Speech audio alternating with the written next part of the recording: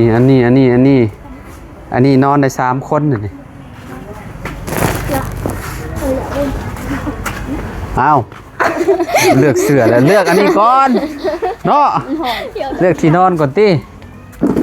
เอาแบบใดสีใดสีนั่นโอ้เลย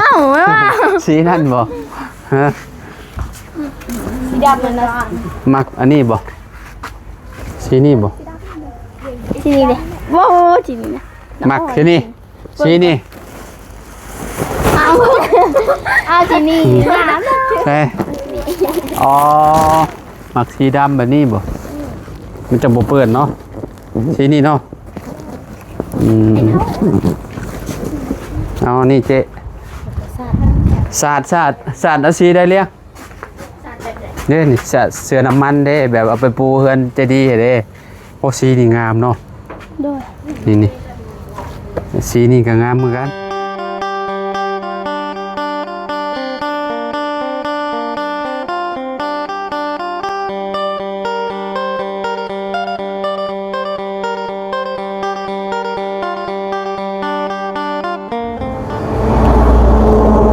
สบายดี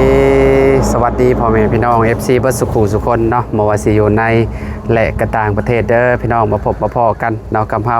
คือเก่าคือเดิมเนาะเพิ่มเติมคือมื้อนี้พี่น้องเฮาสิเดินทางไปเซโปนพี่น้องเข้าตัวเมืองบ่ล่ะพี่น้องเนาะก็สิไปอันซื้อที่นอนให้น้องเลี้ยงเพิ่นพี่น้องเนาะก็สิไปมีน้องเจดีแล้วก็น้องเลี้ยงเนาะแล้วก็เฮาแล้วก็แต่งจริงบ่น้องแต่งจริงพร้อมพี่น้องเนาะไปนี่แหละไปเลือกเบิ่งที่นอนเพราะว่าให้น้องเลี้ยงไปเลือกเองพี่น้องก่อนสิไปกะเนาะสิมามอบเงินให้ทางบ่าวบุญบ้านป่าเพิ่นพี่น้องพอดีว่าทางพ่อสมนึกนั่นแหละเนาะเพิ่นฝากเงินมาให้ทางบ่าวบุญบ้านป่า$100นะพี่น้องเนาะให้เพิ่นเติมน้ำมันนั่นแหละเนาะเพราะว่าทางพ่อเพิ่นเห็นเมื่อก่อนนั่นแหละพี่น้องที่ให้บ่าวบุญบ้านป่าเพิ่นแก้บานประตูมาให้พี่น้อยเนาะบานประตูเนาะมาให้ทางน้องเลี้ยงนี่แหละพี่น้อยน้ำมือนั่นนะพอเพิ่นก็เลยอยากให้นำใจเนาะบ่าวบุญเพิ่นพอแม่พี่น้อยเนาะ$100ก็เป็นเงินกีบกับ2 ล้านกับ100,000กีบเนาะเดี๋ยวเสียไปมอบให้บ่าวบุญบ้านป่าเพิ่นเนาะก่อนเดินทางไปตัวเมืองเซโปนพอแม่พี่น้อยเนาะก่อนเดินก็ต้องขอบคุณเด้อทางพ่อสมนึกเนาะที่ให้เงินเนาะทางลูกแล้วก็บ่าวบุญบ้านป่าแล้วก็น้องเต็งจริงแล้วก็น้องเลี้ยงแล้วก็น้องใจดีเนาะขอบคุณหลายๆเด้อขอบคุณเนาะที่มีน้ำใจเนาะให้เงินให้ลูกให้หลานเด้อพอเด้อก็ขอให้พออยู่ดีไม่แห้งความเจ็บบ่ให้ได้ความไข้บ่ให้มีปรารถนาสิ่งใดก็ขอให้ได้สิ่งนั้นเด้อเนาะนอนหลับให้ได้เงินหมื่นนอนตื่นได้เงินแสนบ่พอจะเหตุการณ์งานอย่างธุรกิจอย่างก็ขอให้เจริญในหน้าที่การงานตลอดปีและตลอดไปเด้อขอบคุณพ่อแม่พี่น้อง FC เบิร์ดสุขุสุคนเนาะที่ติดตามและเป็นกำลังใจให้เนาะวันนี้ไปหาทางบ่าวบุญเพิ่นก่อนพี่น้อยเนาะเพิ่นถ่ายคลิปแล้วหรือบ่หรือว่าแนวใดเนาะก่อนสิเดินทางก็เอาเงินไปให้เพิ่นก่อนเติมน้ำมันพี่น้องไปมาพี่น้อยเนาะหลังจากที่ถ่ายคลิปเมื่อกี้นี่เบาอันว่าสิมอบเงินให้บ่าวบุญเพิ่นพี่น้อยเนาะก่อนสิไปซื้อที่นอนให้น้องเลี้ยงเพิ่นเนาะสบายดีเด้อน้องน้องเลี้ยงน้องใจดีน้องเต็งจริงมื้อนี้เนาะ3คนเพิ่นพี่น้อยเนาะสิพากันไปเลือกที่นอนซอยอันน้องเลี้ยงบ่โอ้สมมุติว่าสมเจ้ามักน้องเลี้ยงบ่มักเฮ็ดได้บัดนี้มักตามใจเเพิ่นเจ้าของคือเฮ็ดหน้าอันคือเมื่อยแท้น่ะเจ้าของที่นอนน่ะน้องเลี้ยงเป็นจังได๋บ่สบายบ่ล่ะฮะกินยาแล้วบ่เอาเดี๋ยวมอบเงินให้บ่าวบุญเพิ่นก่อนพี่น้องเนาะเงิน2 ล้านกับ100,000เด้อบ่าวบุญเด้อทางพอสมนึกนั่นแหละเนาะมันกับบกพอดีแม่นบ่เอาล่ะโอ้มันเด้สักหน่อยบาทนี่เจ้าอยู่ดนเลยเด้จักมื้อแล้วเจ้าอยู่สิเข้าเดือนแล้วบ่ตั้งแต่วันที่4มื้อนี้วันที่19โอ้โธเช้าเลยเนาะสิเข้าเช้าเลยแน่ วันเสาร์ปลายน้อยๆเนี่ยวิทย์ให้กันเมื่อแล้ว ขึ้นเทือนน้องเลี้ยงแล้วเนาะ แม่ พี่น้องเอ้ยเนาะ โดน มาเอิญกับเป็นมืองามแล้วพี่น้องเอ้ยเนาะขึ้นบ้านใหม่น้องเลี้ยงพอแล้วพี่น้องเอ้ยเนาะบ่ต่อวันที่น้องเพิ่นรอคอยฮอดแล้วพี่น้องบัดนี้เนาะมีแต่นั่นแหละเงินพอสมนึกนั่นแหละว่าบุญเพิ่นให้เจ้าเติมน้ำมันว่าซั่นเนาะจังไรก็ขอบคุณทางพอสมนึกหลายเนาะที่ฝากเงินจำนวนนี้มาให้ตั้งมาบุญเติมน้ำมันเนาะจังไรก็ขอให้พ่ออยู่ดีมีเฮงสุขกายสบายใจเด้อเนาะว่าจะเดินทางไปไสมาไสก็ให้ตลอดปลอดภัยเนาะขึ้นเหนือล่องใต้ขอให้เจริญรุ่งหน้าในหน้าที่การงานเนาะเฮ็ดหยังจับหยังก็ได้โดยสาธุเนาะเอาบัดนี้ก็สิเดินทางพุ่นแหละไปตัวเมืองเซโปนก่อนไปเบิ่งที่นอนให้น้องเลี้ยงมันก่อนพี่น้องไปเดินทางก่อนบัดนี้เนาะโดยเป็นการเสียเวลาไปพี่น้องไปมาพี่น้องเอ้ยเนาะตอนนี้ก็มาฮอดเซโปนแล้วเนาะโอ้โหกระโดดเลยบ่พี่ลึกแท้โอ้ยเนาะแข่งฮักอันก่อนขึ้นเทือนใหม่เฮ็ดเอาได้มีอยู่บ่สีที่น้องเลี้ยงจังได้พี่น้องเนาะเฮ้ย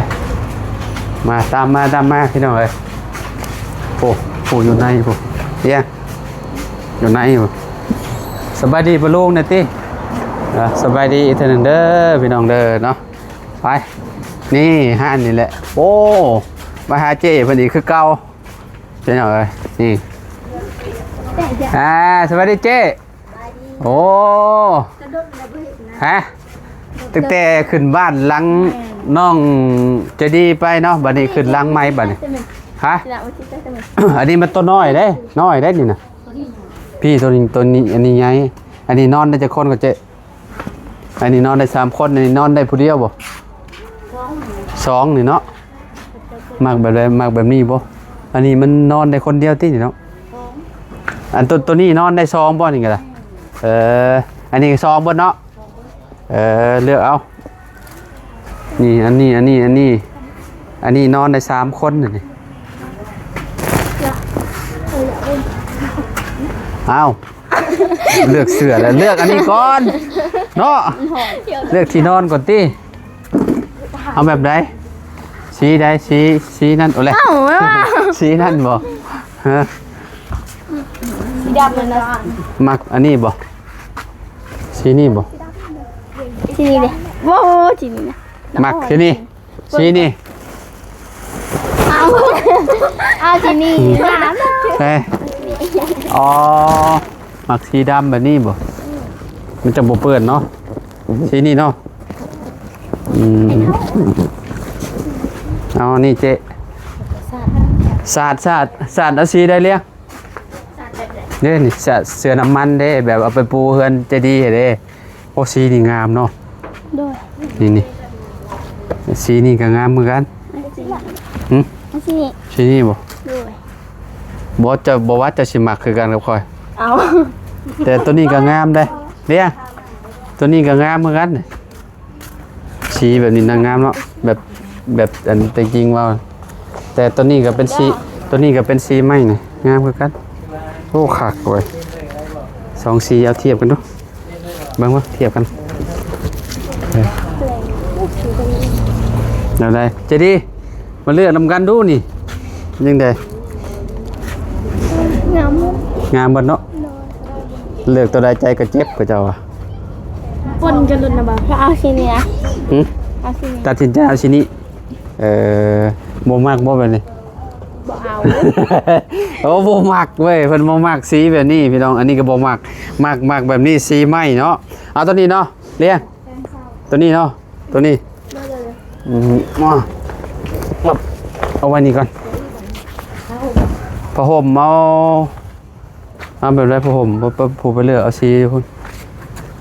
มุ่งอันหนึ่งเด้อมุ่งดังหนึ่งให้เพิ่นเลือกเอาเองก็ได้เด้นี่ผ้าห่มนี่มันยามฮ้อนบ่ต้องตุ้มอันนั้นก็ได้ไปโซนนี้บ่นี่เอานี่บ่นี่สีนี่เนาะเอานี่เนาะเอานี่บ่เรียนอันหนึ่งเนาะขึ้นบ้านใหม่เนาะงามได้นี่เนาะไปมา เนาะ แม่เพิ่นเห็นสิ้นแล้วเพิ่นว้ามีแต่พื้นงามๆเพิ่นว่า มันลาด ฮะมุ่งเอาอันนอนผู้เดียวเนาะเพราะว่าเพิ่นลูกผู้เดียวเด้เอาอันเดียวเอาหมอนให้เราเป็นแบบอันนั้นบ่มีบ่ สีนี้บอกเลยสีเขียว เอาสีใดเลี้ยง สีแดงก็ได้ มุ่งอะไรสีชมพูบ่สีชมพูเข้ากันกับสีดำบ่ บ่เบิ่งก่อนที่หยัง ใช้มุ่งมีจักสีอ่ะไปเลือกเอาดูเด้ผลหมักสีนี่บ่เปื้อนเพิ่นว่า เอาสีฟ้าเดี๋ยว เด้อ สีฟ้าเนาะเอาสีฟ้าเนี่ยหรือว่าเอาสีม่วง สีม่วงก็งามคือกันแบบนี้บ่เอาแบบนี้บ่ นี่แหละมันมีเฟิร์นตัวนี้นะ เอารถ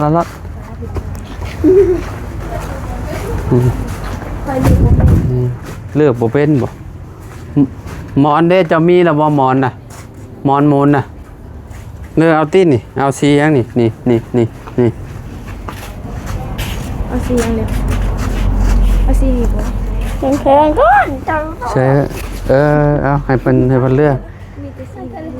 แต่เราบ่าวมักสีนี่น่ะบ่จะมาพ่อจะมีบ่ซะแม่จะมีเอาไปเพื่อแม่นก็ได้เอานี่นำแล้วก็สีอะไรอีกคือมีแต่สีอันนั้นแท้ฮะสีนี้บ่สีใดสีนี้ฮะ นี่ครับ เอาโอ้ขักอยู่เอาโอเคแล้วเสือได้แล้วเนาะเสือน้ำมันได้แล้วมีแต่มือแรงนี่ปูรถบ่แรงนี่เสือน้ำมันนี่ปูรถบ่แรงว่ามื้ออื่นเพราะว่าขึ้นเทือนเลยเด้แม่น ครบแล้วนะจดมาเรียน อันนี้มุ้งแล้วก็ที่นอนแล้วก็ผ้าห่มผ้าห่มเอาอีกอันหนึงก็ได้ผ้าห่มเอาอีกอันหนึงเลี้ยงเอาให้พ่อกับแม่เจ้าอันหนึง เลี้ยง กล้องให้ อย่ามาพูดเป็นมือกล้องให้นั่นแหละล่ะ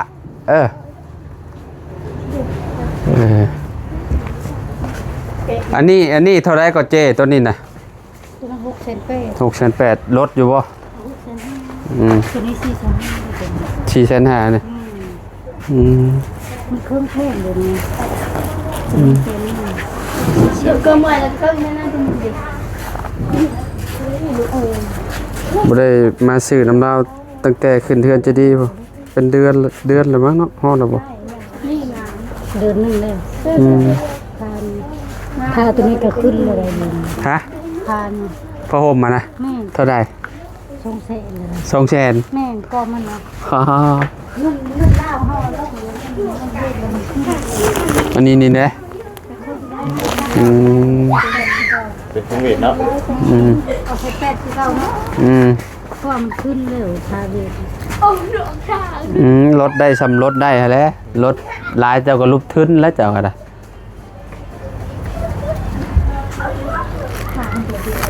สอง จานเป็นเล็กนะ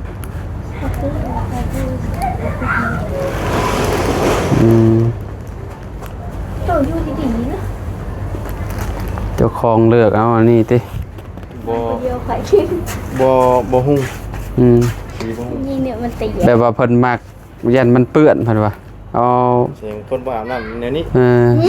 น้ำเอา อ้าวแม่คนบ่อาบน้ำเมื่อกี้เนาะ เอาสิไว้บ่เอาเลยค่ะเอาใหญ่ อ้าวขนาดเจ้เร่งหัวว่า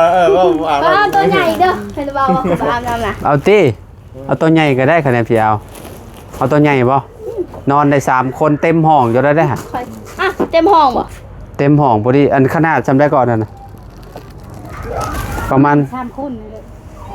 3คูณ2บ่ จัง 10บ่เต็มห้องบ่ 6 ฟุตเดียวตัวนี้ได้2 คน จะว่ายันมันเต็มห้องเจ้าตี้เอาไปมันใหญ่โพดมันบ่งาม แล้วว่าใครเนี่ย เอานี่เด้โดเรมอนนี่แม่นเลย เห็นเอ้าบ้านน่ะนั่นมันสายเนาะ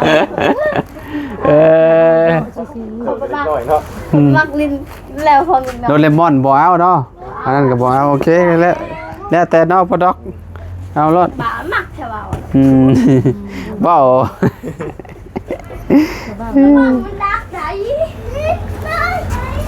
เช็ด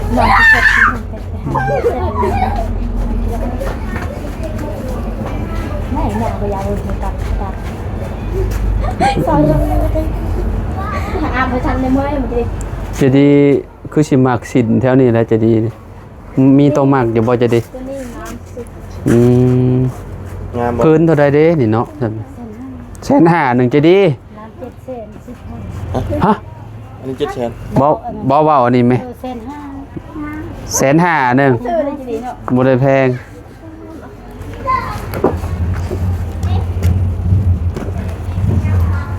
ร้านพิเศษทุ่มไปแล้ว 1 ล้าน7 แสน7 แสนทวนบ่ แม่ลู เอก มาสแกนหน่อย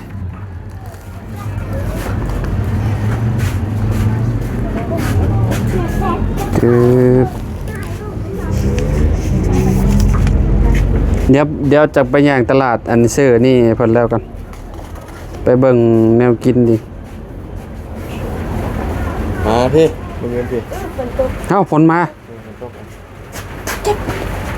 ตัวเคยทงไม่ได้ งานเข้าแล้วฝนตกบาน ชนะตกใจ โอเค จ่ายเงินเพิ่นแล้วพี่น้องเนาะ1 ล้าน 7 แสนกีบซื้อไปเรียบร้อยอันน้ำมอนเอาใส่ธงยันมันอันน่ะ กินจุ๊บป้าเต้าอ่ะ เมื่อกี้นี่แจ้งอยู่ท้องฟ้าบัดมาพ้นผัดตกเลย เก้าเลย โอ้ยบานนี่เห็นแล้วได้บานนี่ที่นอนบ่มีแนวคุมอยู่คือสิบ่นั่นต้อง บาบุญไปอันบาบุญชาละวัน ไปใช่ ไปบนอันตรงพูดคุยพูดทำมาดิ บ่รอบบ่ได้ไปนำกับเจ้าบ่ได้ไปไปลองแจ้งนะบ่ ถ้าบัวเห็ดเจ้าแม่ บ่ได้ไปมีแต่บ่าวบุญบ่าวจันทร์เพิ่นไปบ่าวเตียง บัวย่างเนาะ บ่าวยาวและ บัวเห็ดเสา แล้วข่อยบ่เห็นข่อยเฮ็ดเวียกอยู่พี่ไปบัดนี้มีแต่คนออกไปใส่รถเฮาแล้วไป บ้านนี้ก็ได้เข้ามาจะซื้อเครื่องอยู่ แล้วจุมเจ้าไปเบิ่งอันแนวกินก่อนบ่สิซื้อแนวกินอยู่บ่ มีหมูมีไก่นะพอจะซื้ออย่างนั้นแล้ว บ่ไอเรื่องอาหารกันกินบ่ยากอันนั้นน่ะเอาให้เพิ่นจัดการเองเลยเบาดีเพิ่นอันนั้นแล้ว มีแต่ไปหาเบิ่งเฮากินแล้วขนมแล้วไปไปโอเคไปย่างบัดนี้เนาะเดี๋ยวออกมาเอาเด้อโดยไปเบิ่งอันแนวกินก่อนพี่น้องเนาะเดี๋ยวมาแวะเอาไปเบิ่งแนวกินอยู่นี่ขนมก่อนพี่น้องเนาะพี่ไปพี่ก็ได้ไปนี่ก็ได้ไปพูดไปพี่น้องเนาะตลาดเซโปนพี่น้องเนาะตลาดในตัวเมืองเลยพี่น้องเนาะพี่ไปพี่แหละถูกต้องแล้วใช่ เฮ้ยลูกจีดี โอ้โมเมนต์ยามหนาวเนาะมาพี่น้องเนาะมาซื้อขนมก่อนขนมไหนเดี๋ยวเอานี่ป่ะทงเท่าไรนี่เอานี่เอา อันนี้ได้ใส่นะ เอาขนมขบมาบอก ขนมโคกก็เอาคือกันโอเคไปพี่น้องเนาะซื้อขนมเนาะไปห้องท่องก่อนพี่น้องหิวข้าวบ่บุญด้วยหิวข้าวแม่กับข้าวนี่กินบ่ กินกับไหนมันมีข่าวบ่ มีอยู่ข้าวกล่องเราเลือกเอาเด้ กองสาว30 นี่เด้เลือกเอาเลย หวานบ่นี่ บ่ว่า มีไข่ทอดมีไข่แล้วก็มีอีหยังอันนี้มีหยังนี่ เก้า อบไก่ มีซีนคันบ่มักแล้วเป็นน้ำมันก็เอาได้ซีน กล่องตัวละก็แม่ มันมีซาแล้วก็30 กล่องละ20เนาะ 30หนักก็ได้หนักก็ได้เป็นซีนแต่ซีน เอาแล้วเอาไปลองกินลองเบิ่ง วางบ่ นะ บ้อง อันนี้ เด้อ ไก่ดิ ไป นักเข่ากันบ่กับเขา นี่เขาเอานี่นะเอา 30 เช้าก็ได้ไหมยันกินบ่เบิดลองเบิ่งก่อน ลองก่อน เอาเด้ปลูกเช้าบักละลายนะ กินบ่เนี่ย หน่อไม้เอาหน่อยหนึงนี่เอาอันนี้ครับแล้วก็ไข่เด้อ คนนี้บ่ โดยโอเคสำนันนะม จะมาเก็บเลย บ่ใส่ก็ยาเขาจะเอาเท่าไหร่30บ่ เศร้า เช้าคือกัน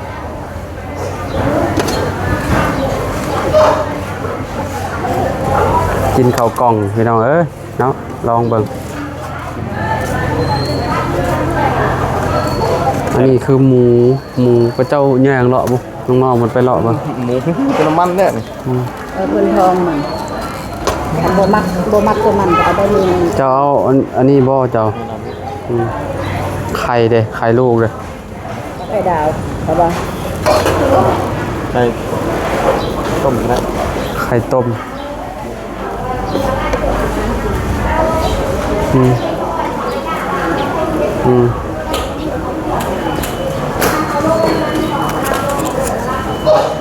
ไปนั่งกินลองเบิร์สิแซ่บสำใด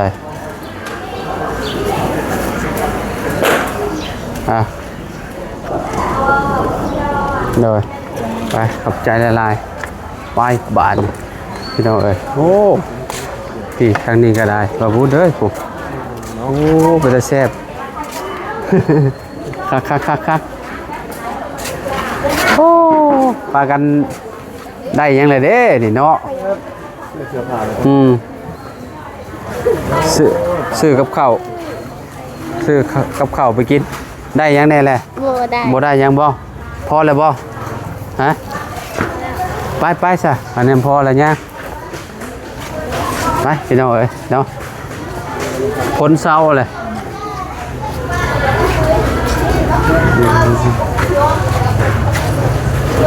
ใส่ซื้อมากอันนี้ก่อนพี่น้องเอ้ยเนาะมาบาทนี้พี่น้องเอ้ยเนาะมีแต่ไปห้านเจ้เพิ่นแล้วบาทนี้ให้เพิ่นคนไปซอยเลยอยู่มุมได้บาทนี่ลงทีบแหละนี่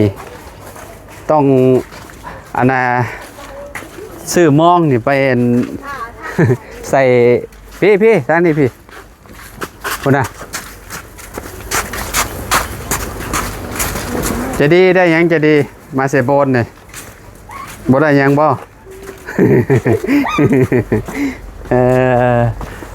ไปพี่น้องเอ้ยเจ้คนเศร้าเลยมีแต่คนไปใส่รถรถละบาทน่ะ เล็ก เสียงพลบ่นี่ฮะโมเมนตี้เนาะอันน่ะเบอร์คิดเจอให้จริงๆเป็นอันมือกล้องขอชิดแบกอันนี้ก่อมันนักโอ้ตัวอันนี้เด้อนี่เด้อยังเหลือตัวนี้เด้อนี่ให้เจ้เพิ่นถือไปให้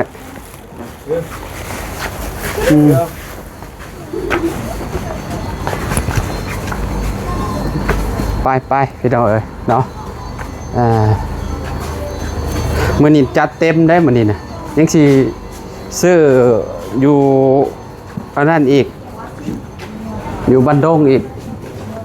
ไปให้ครบบัดเดียวเลยเพราะว่ามื้อนั้นน่ะสิขึ้นเฮือนแล้วเด้อโอ้แต่งจริงเลยผู้อยู่ทางหลังผู้โอ้ยมือกล้องอยู่ทางหลังผู้บ่เห็นแหละมือกล้อง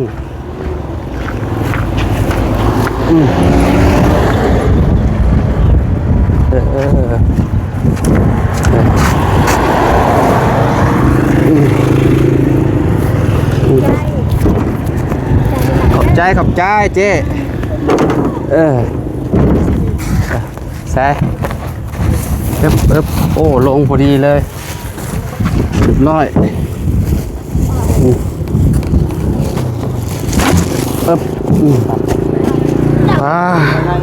เรียบร้อยแล้วพี่น้องเนาะไปบัดนี้ก็สิขอโตเดินทาง ก่อนพี่น้องเนาะจังใดก็ขอบคุณพ่อแม่พี่น้อง FC เบิดสุขุทุกคนเด้อพี่น้องเด้อเนาะขอบคุณทางพ่อสมนึกเนาะที่ให้ลูกเป็นสะพานบุญให้ซื้อที่นุ่งที่นอนให้น้องเลี้ยงเพิ่นมื้อนี้เนาะมื้อนี้ก็จัดเต็มให้น้องเพิ่นไปที่เรียบร้อยเลยเด้อพ่อเด้อเนาะเอาอยู่ดีมีแฮงขอบคุณหลายๆเนาะสบายดีพ่อกันใหม่เด้อพี่น้อง